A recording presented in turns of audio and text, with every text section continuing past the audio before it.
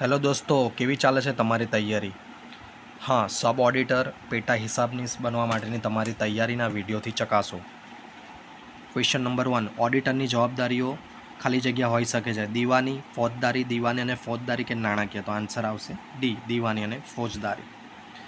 Next question, પ્રથમ પ્રકારની ભૂલ તેમજ દ્વિતીય પ્રકારની ભૂલ ઘટાડવા માટે ખાલી જગ્યા જોઈએ. નિદર્શનું કદ ઘટાડવું, નિદર્શનું કદ વધારવું, નિદર્શનું કદ શક્ય હોય તેટલું નાનું લેવું કે ઉપરોક્ત પૈકી એક પણ નહીં. તો આન્સર આવશે બી, નિદર્શનું કદ વધારવું. નેક્સ્ટ ક્વેશ્ચન જોઈએ. સંઘના તેમજ રાજ્યોના હિસાબો ભારતના નિયંત્રક મહાલેખા પરીક્ષાની સલાહથી ખાલી જગ્યા ઠરાવે તેવા નમૂનામાં રાખવામાં આવશે. સંસદ, નાણામંત્રી, નાણાં સચિવ કે રાષ્ટ્રપતિ. તો આન્સર આવશે પ્રેસિડન્ટ, રાષ્ટ્રપતિ. નેક્સ્ટ ક્વેશ્ચન, જાહેર વ્યવસ્થા પોલીસ નીચેનામાંથી કઈ યાદીમાં સામેલ છે?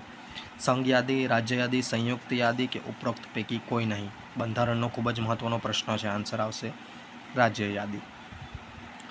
ભાગીદારી પેઢીના વિસર્જન વખતે ચૂકવવાની બાકી રકમની ચૂકવણીનો યોગ્ય ક્રમ કયો છે? એ, ભાગીદારની લોન, મૂડી, લેણદારો કે સુરક્ષિત લોન. આ નહીં આવશે.